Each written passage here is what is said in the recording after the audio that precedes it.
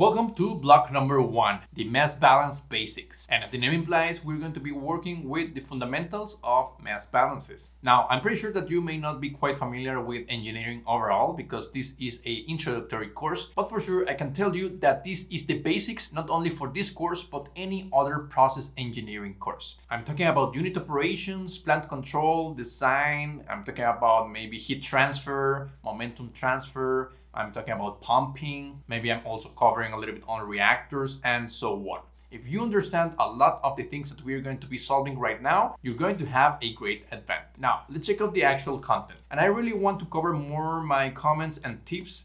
For instance, this is the mass balance basics. So for sure, if you're having trouble or problems understanding the topics or why are we doing a recycling or what is a bypass or what is a distillation column, for sure, check out the Mass Fundamental course and go to the Mass Balance Basic section.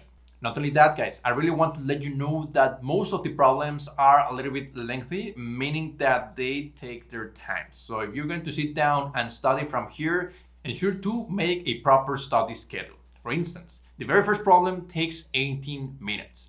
Then we have shorter problems, for instance, 9 minutes, 10 minutes, 34 minutes, 12 minutes. And one of the things that I will recommend you a lot is, of course, that you don't need to watch the complete lecture. For instance, we have this 12-minute video. It's a lecture on the flow of carbon dioxide in a pipeline. We're going to be doing a mass balance. And I'm not going to get technical, of course, but I want to show you guys that you can just jump directly into the according areas. Maybe you're having difficulties on how to state the problem. You can check out that. Or maybe you're having problems in a certain type of balance, maybe a global balance, or maybe in a single balance. Maybe you don't remember about the area of the pipe. Why do we need volumetric flow rate or so? You can just simply scroll and check out the content right here. Also, I want to let you know that if you're studying by certain type of topics, you will find them right here. You can find multiple units balance. If you're into bypass, you can find bypass processes.